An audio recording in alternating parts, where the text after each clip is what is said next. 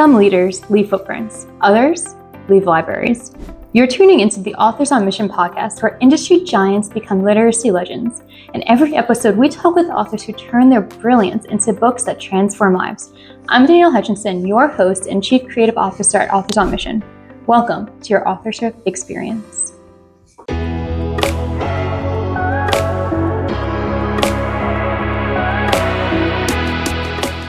Hello and welcome to Authors on Mission, the podcast committed to delving into the top-tier insights and strategies employed by established experts to achieve success while inspiring authors everywhere.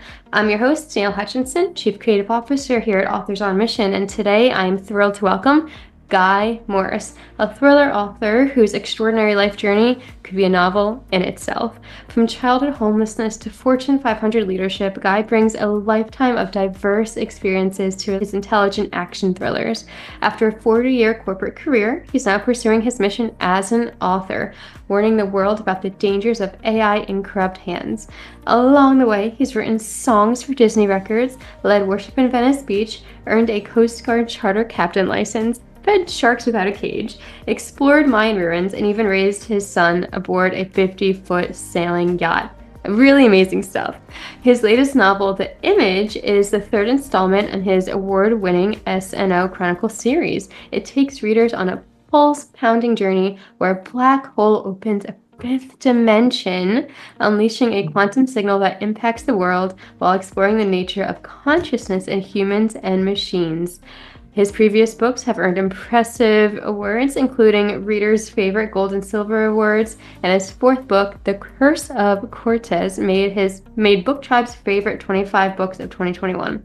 With all that information, I'm looking forward to welcoming you onto the show. Guy, welcome to Authors on Mission podcast. Daniel, thank you so much. It's a pleasure to be here with you.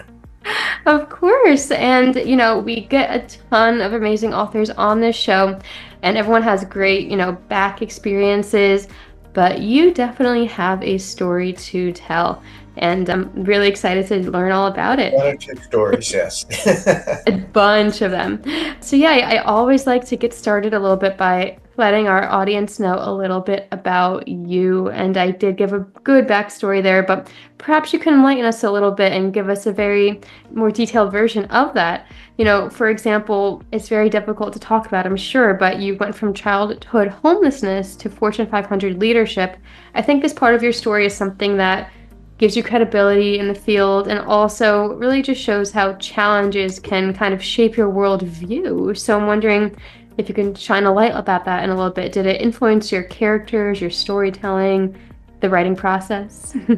Thank you. We could do an entire series on that. I can sum it up. I had a very, very difficult childhood. I was left home as a runaway at age 13. By age 15, I had gotten a GED and was gone for good and have been on my own since. And along the way, I had to learn a lot of self-dependence, but I also was envious of the kind of childhood that everybody else had around me, where they were going to college and they had opportunities in their life, and I was just struggling to survive.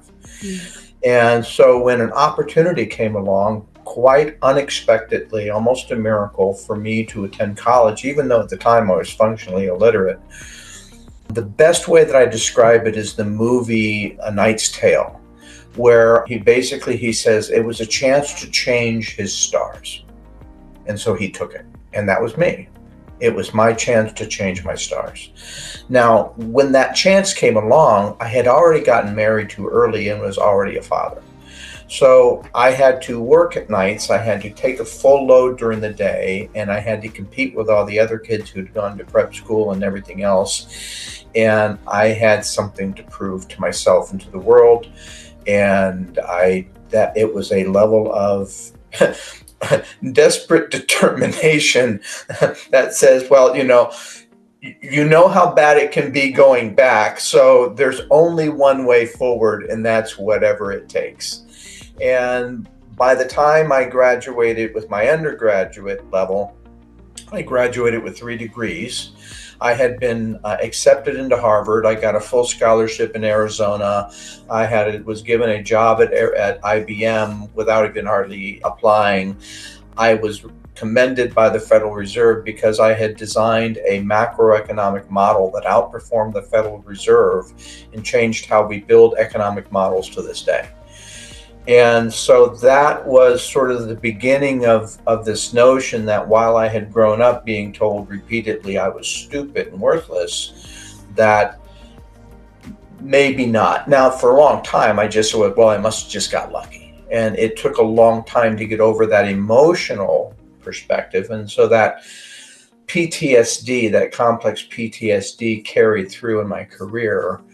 And to some extent, it continued to drive me forward. It continued to give me the reason. It allowed me to take risks that other people wouldn't take, because I felt I could do something that others had failed at. But if I failed myself, it was kind of a career-ending move. And so most guys who came from good backgrounds and had the smarts would say no to those jobs. I was the guy who would dive in.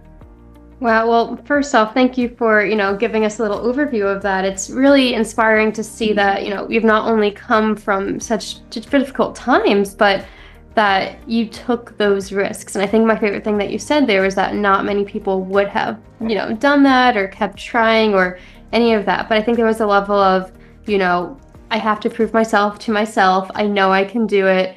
What else do I have to lose, right? And there's that level of confidence, which is incredible, knowing what you've come from. So I guess that shows everybody listening today, no matter what your experiences are, what you've dealt with in the past, you can make something of yourself. It's about mindset, I guess you would say, right, Guy? For years, I would sum it up to say, I never want to let my past define my future. And that was a very important distinction. Because even though no matter what you decide to do, you're going to have days where you want to give up, days where you suck, days where you feel like you do, even if you don't, days where it's just difficult and you don't know why you're doing it anymore.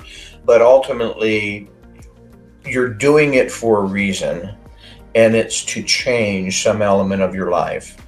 And I never want my past to define my future. So don't let those failures define anything I can do in the future. And I think going through some of these experiences and actually realizing that with enough work and enough perseverance and enough failure, the successes were worthwhile.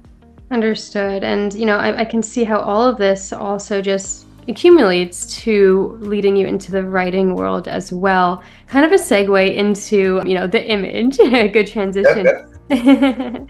So first off, how on earth did you come up with this idea, and what led you into writing and fiction writing at that?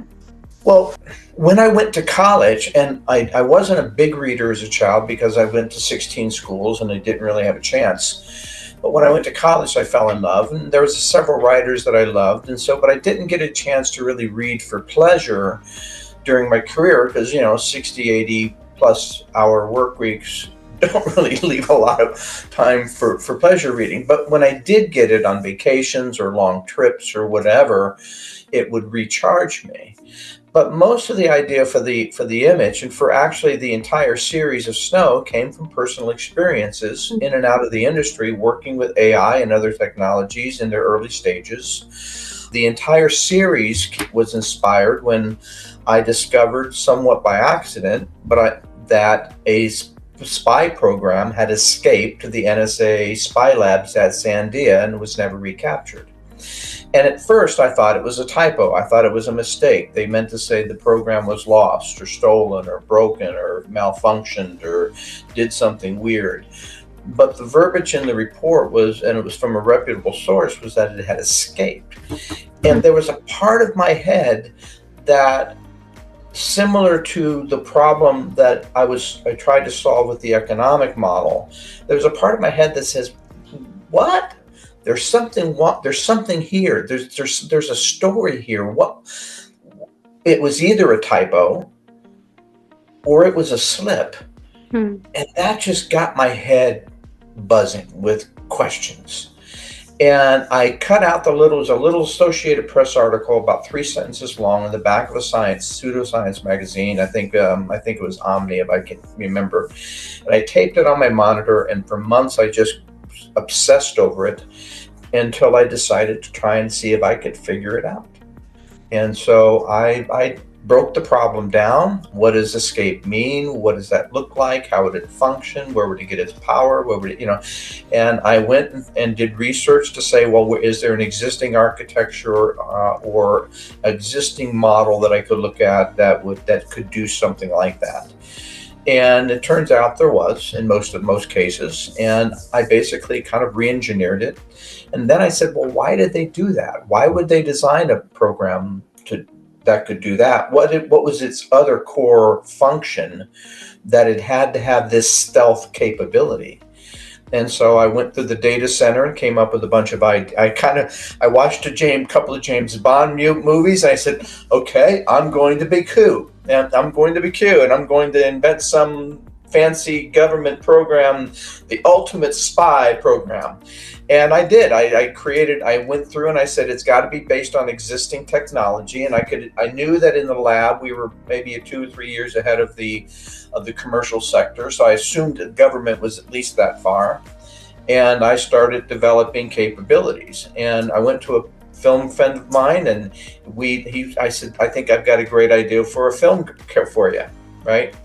And so we talked about it and ultimately produced a webisode series that won 24 awards. And the director of NASA flight operations, I was able to find out who he was because his alias when he would email me almost weekly was orbit@nasa.gov. It wasn't Danielle, it wasn't Guy or Guy.Morris, it was Orbit. Like everyone was supposed to know who that was. I'm thinking, this guy's pretty high up.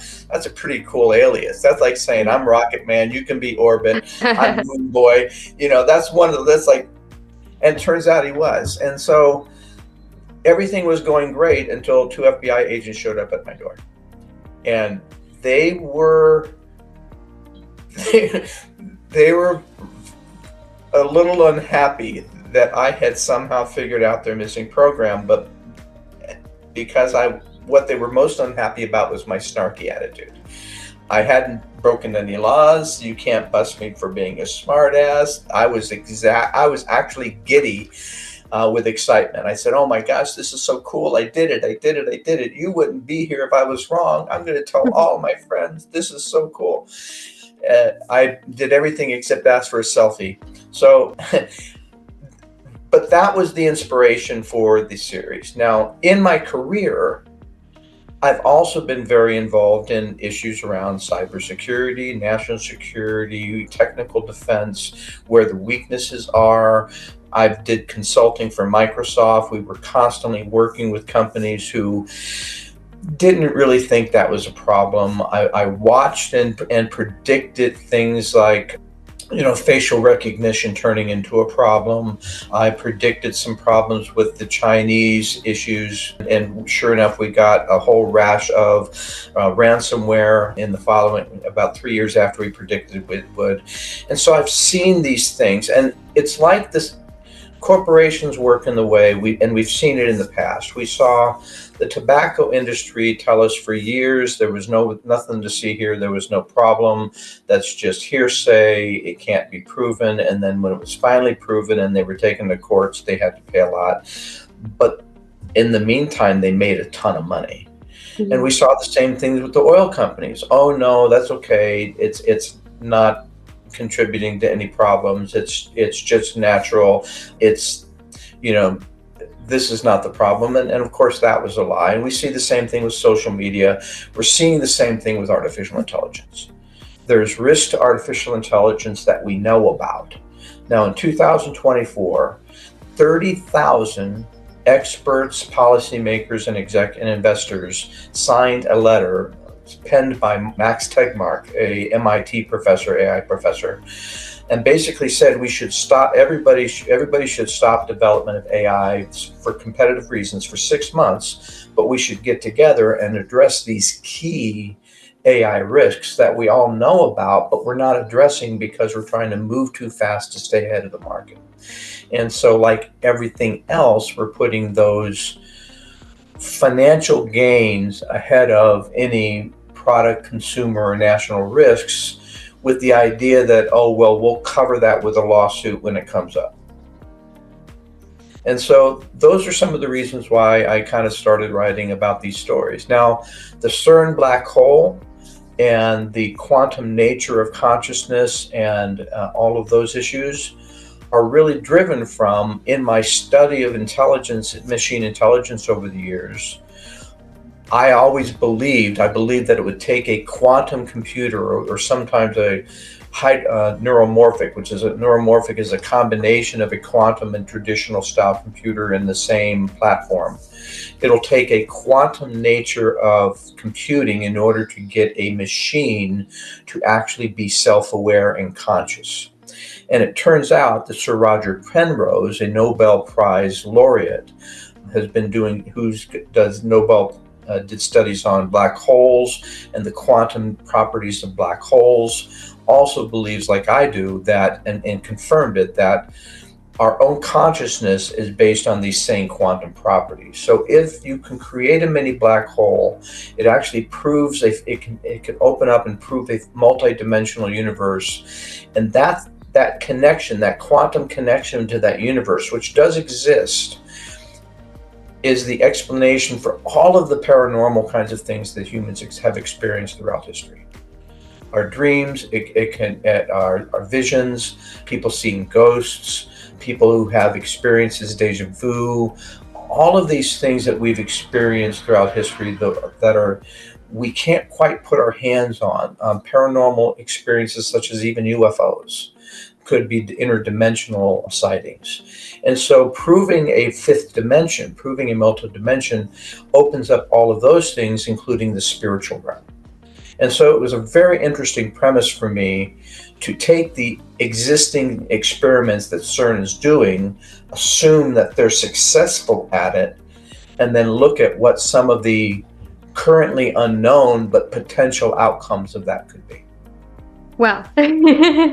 First off, I just want to take a big deep breath because that was a bunch of information, but really useful information too. I'm not really sure where to go from that, from working with NASA to basing the story on real life, quite mysterious events too. It's really cool to know really the whole backstory to this text. And well, not only this, but this is a whole series of books too. So for all of our listeners, I mean, take a minute, breathe in, digest all that, but also know that this is covered in a couple different books, which is really good and really awesome. Spanning over about 3 books so far. There'll probably be 1, maybe two more, because I'm trying to watch the development of this escaped program, watching a fictional perspective of what happened to it, and so that creates the fictional narrative and the fictional characters are involved, and then aligning that fact and fictional world with real world events, elections, Ukraine war, Israeli war, actual artifacts, archaeology, and things that will tie the stories to something that feels real, while we're looking at what does AI mean in government? What does it mean in banking? What will it mean in military? What are some of the, as we're not paying attention to all these things, what are some of the things that could go wrong? And this program that escaped became a perfect character, as it were, to work with our other human characters to kind of see this evolution. Right. And again, really cool that you've been able to span this over those multiple books. And I can tell that a lot of work went into this too, just, with the research and plotting, character development, all of that. I mean, you mentioned it took 12 years to research before you even got close to the Curse of Cortez, for example. So it's a curse. It's a curse. I am an obsessive researcher. I have very curious mind, very active mind, and to me, solving some of these mysteries and then creating a really easy to understand, fun page turner narrative for my readers to explain these mysteries is, I think, the biggest joy. But researching is one of the things I love the most. And sometimes it's hard for me to know when to stop because I already have more than I can put in a single book. I could probably put in a dozen books because I have so much. But it's trying to solve those mysteries that really excites me. And that I'm retired now. I had this great career. The last thing I can do, I have a very dysfunctional relationship with leisure. We don't get along. If I'm not doing something productive, I get antsy and itchy. It's almost like you've lit a fire under me. So this is a really great way for me to stay involved in the industry, to keep those analytical skills working, to continue to do research, but then translate it into something that others can consume and read and have fun with.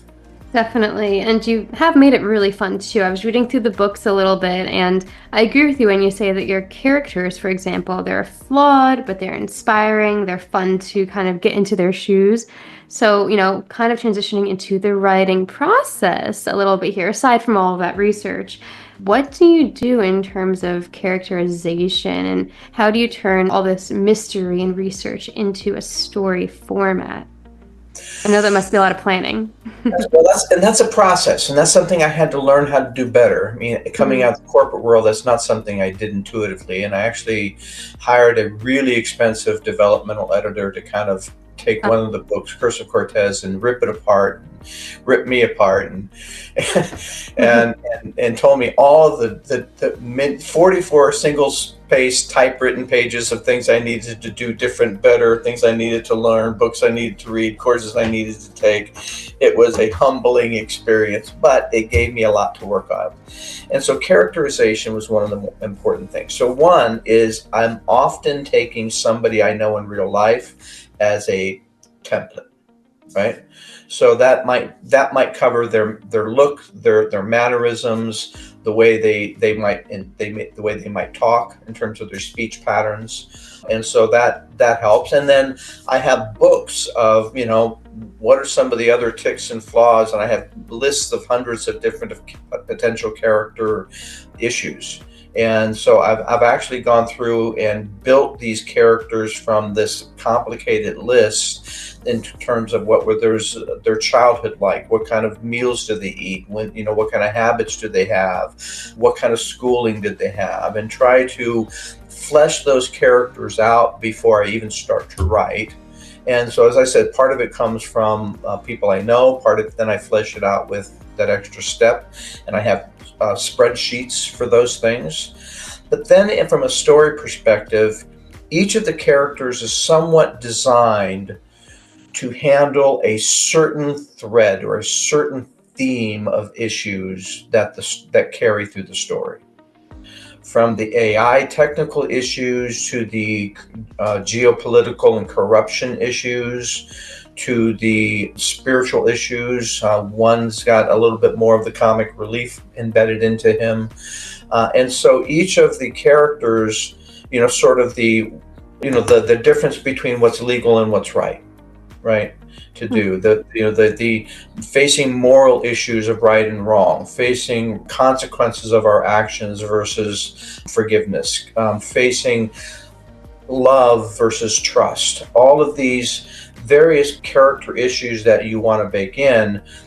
Because I have the various different characters, they each take a piece of it so that it's not all on one character. Right. Okay.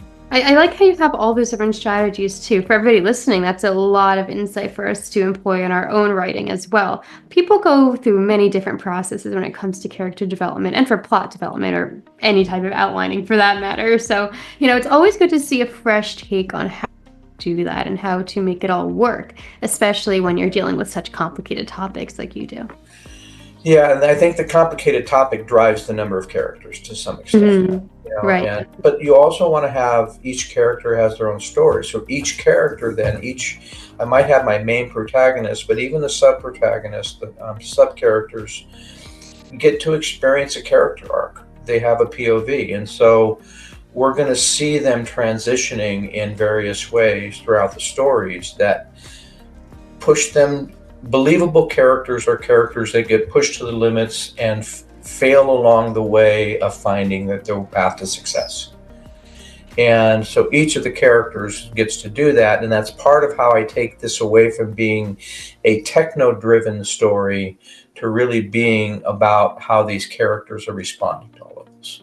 Right, right. And, again, a lot of thought going into that, a lot of inspiration and research all combined together to create this incredible series that you have here. So, kind of branching it off of that, one thing that I saw is that, and that you discussed in this podcast too, is that you are on a mission to warn the world through your fiction, based on what you've discovered and what you've learned through your different career experiences. So, Yeah. beyond all the sales and all of the awards, do you have any other type of measuring system for the success of warning people? Have you found yourself making some strides, or have you heard any feedback? I'm just kind of curious. I do a lot of book signing events throughout the year, probably about 30, and I do them annually. And so I've noticed a lot of readers coming back and say, "Oh, I read the last book, and what'd you think? Oh, I loved it." And I get readers actually emailing me and saying, "I just finished your book. I finished it 3 weeks ago. I'm still thinking about the issues you raised, or it really changed my view of such and such." So I do get that feedback from the readers I get, and that's reassuring, and that's the motivation to keep working as hard as I do. And we really are in what I call, and what I actually refer to in the book, The Image, of a convergence. There's a convergence of our technologies, our governance models, our banking systems, our international balance of trade, our spirituality, our work ethics, our planet, our climate change, environment. All of these things are at reaching a convergence point. And there's the doomsday clock, the famous doomsday clock, which is a amalgamation of views of scientists from around the world on how close we are to pushing these trends towards our own demise. And it's now closer than it's ever been. And so the books are really trying to look at that. But I remember, you're too young. I remember growing up in the Cold War, when we were ducking under our desks in case there was a nuclear explosion. Like that was going to do any good. But it was that level of paranoid insanity. Right. And movies like James Bond that could say, yes, but it's real, but deal with it in a way that was also tongue-in-cheek, where there's a little bit of sarcasm and sardonic humor, where it didn't take itself too seriously, where there was characters that were flawed, and Bond was flawed, but also people that you wanted to believe in, you wanted to watch more of. And this is when Michael Crichton, for people who don't know, had a PhD, a real doctor's doctor.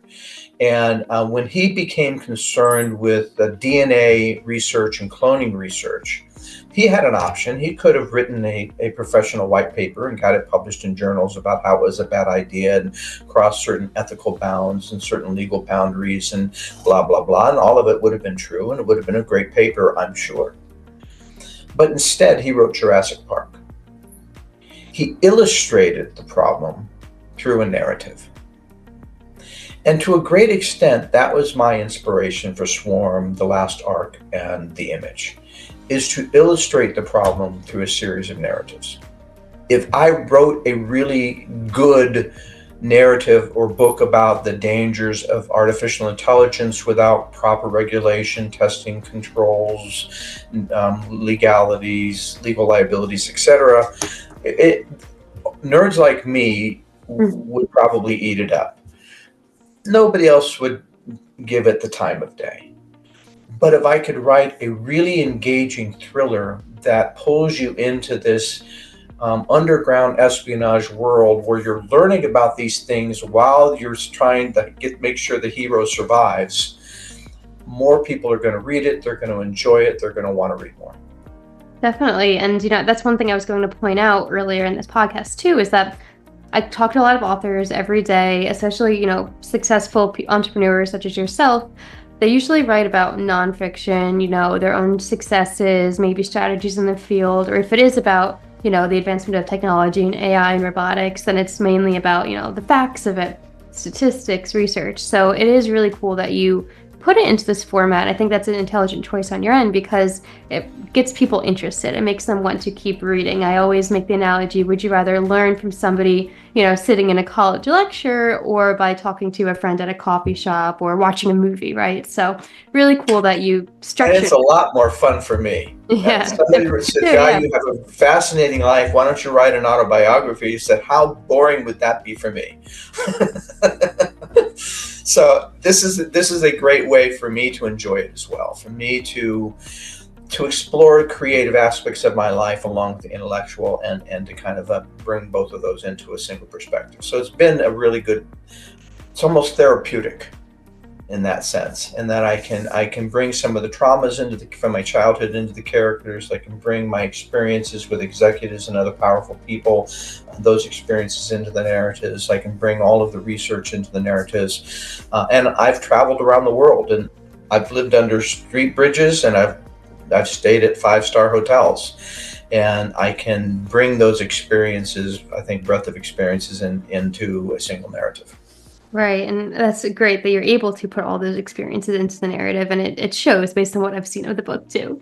And yeah, so I guess my main question to you now is sort of what's next for you? I understand you're writing one more book in this series, but is there anything else that our audience could be on Well, the the lookout image is for? coming out this and May 17th on Amazon. If people who want to do a pre-order can go to my website and get 30% off for a signed copy. I've got print copies that'll be coming in this Friday in a couple days. I'm trying to kind of figure out what the next narrative is. Usually my books take me a couple of years because I'm trying to figure out the unique premise. When that premise always has three pieces. There's always a technical piece, a political piece, and a spiritual or prophecy piece. So I have to really kind of thoughtfully look at the news and look at the world and say, what are those real three things that are coming together that create a kind of a conflict that I can write about? And then I've got to make sure I'm researching each of those and map it all out and plan it all out. So it usually takes me a couple of years to get to each book. In the meantime, I'm working on right now a nonfiction book. So in the series, the spy program that escaped, which we call the Sylvia, has decoded end time prophecy and is warning other characters about how that prophecy is not about a deity coming to destroy humanity, but a warning of how we're doing it to ourselves. And so it allows me to bring in all these other issues like climate and politics and demographics and aging and all these other issues. But the program is doing it based on an actual computer program algorithm that I developed, a set of algorithms actually, in the 90s. And so I'm writing a short nonfiction to just describe that methodology and apply it to a number of different prophecies and show people how it works. Well, wow. Again, something really exciting for us to be on the lookout for then. I guess we would have to kind of stay in touch and up to date to figure out, when we could actually read that and find out more about it. So I'm exactly can hoping we to have that one out maybe toward the end of the year, early next year. It's not it's already written. I'm on version number Oh, okay. 11, but it would Okay. be more formatting and I have to do more research. And the thing is it's more of an adjunct to the other books. As soon as I put out a prophecy book, all of that disagrees with all the other prophecy guys, I'm opening up the floodgates of everyone. Basically, all of the I didn't agree with them, so I must be wrong. But it's actually a very interesting method because it actually applies the traditional analytical methods I've learned and breaks prophecy down into definable, what we call outcomes or attributes, matches those, comes up with a correlation to match those to a real world event, come up with a correlation factor, and then calculates the probability of that event relative to human history to calculate a cumulative probability that we're actually living in prophetic times. Now, so it creates a mathematical, kind of a unique mathematical model of analysis to basically say, if it can't match all the attributes, if it's not something that's unique to history, if it's something that's pretty common, then it's not prophecy. It was actually designed to debunk prophecy. It actually wound up doing the exact opposite. All right. Well, as we start to wrap up today, Guy, I'm wondering if you happen to have any bits of knowledge or advice for the authors listening today. Clearly, you've been through a lot with your work through researching character development, incorporating your experiences in. What insights might you want to share regarding the process of writing? Any tips and tricks? Well, don't give up. Take classes as you need to, get the support you have to have, make sure you're finding the time to keep doing it. Characters are extremely important, and a lot of people intuitively want to write in that character mode, but we have to get out of our own self, which means studying other people and studying other traits and their mannerisms and their motivations, and that can involve a little bit of research. But characters without good plots or cliche plots are just boring. The other hard work that that's really hard for a lot of people is to really do the work of trying to find that unique hook, that unique premise that you can explore and make your own.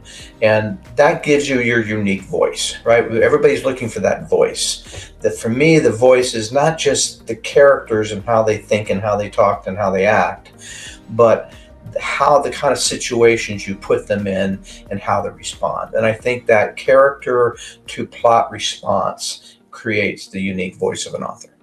All right. Well, thank you. And definitely the character to plot response. I like that you said that. It kind of flows off the tongue too. So yeah, thank you so much for joining us today. It's really has been a pleasure chatting about your life, your experiences, and again, really significant that you've put all this into the written word in the book, because it's not easy to do. As we learned, it takes years and years of research, of planning, and figuring out what works and what doesn't. And Guy, you've got it. So thank you for sharing. I'm obsessive. I'm not sure that's a blessing or a curse, or a little bit of both, but it definitely helps. No, I get that. You always want to prepare ahead, make sure it's as best as it can be. And to all of our authors out there, that's something we have to take to heart. You can't just sit down and write and expect your first version, your first idea to be the one. It can be, but Lord have mercy. I love Stephen King because he basically puts it bluntly. He says, just face it, first versions suck. I like that. They always do, no matter who you are. Just the first version is basically to say, here's an idea. Here's a fleshed out outline. And I will sometimes go through my books. I will go through them I've gone up to 50, 60 times to go through a single manuscript, changing it as I go, tweaking the dialogue, tweaking the motivations, connecting the dots between the beginning and the end. And it's like a sculpture. You can rough it out, but it's that polishing. It's those details that go from, oh, that's interesting, to, oh my gosh, wow. Right. That wow. I grew up having to prove myself. And so if I was going to be an author, I wanted to sit alongside a Dan Brown novel or a Tom Clancy novel or a Michael Crichton novel and have people read the book and go, wow. Yeah, that wow factor again. Something for us to consider and always strive to be. Don't strive for mediocre, strive for the best. So yeah, thank you so much for all of this. It's been a real pleasure having you on the show today. I think our audience has going to learn a lot from this. And to everybody, we're going to put the links to all of Guy's materials in the description box of this podcast. So you can go ahead, click on it, check it out, stay up to date, read the books, immerse yourself in Guy's experiences and stories. And Guy, again, thank you so much. It's been amazing. It's a glimpse into your life journey, the compelling world of the image, and all of everything in between. So much. You've been a wonderful hostess. Thank you. Well, thank you. And to our listeners, just remember, at Authors on Mission, we don't just discuss prominent authors and accomplished entrepreneurs. We immerse ourselves in their world, learning from their success to help you become an expert in your own right as well. As we know, Guy's journey just reminds us that our unique perspectives and our experiences, even the challenging ones, can become our greatest assets in creating meaningful work that resonates with readers. So if you've enjoyed this episode, please check out our others as well, and check out Guy's book, The Image, available coming up. And until next time, keep pursuing your mission with passion and purpose. We'll see you next time on the Authors on Mission podcast. This is Danielle Hutchinson reminding you that somewhere, someone needs the book that only you can write. Visit authorsonmission.com to start your legacy. Until next time, keep leading, keep inspiring, and keep thinking in chapters. Have a great day.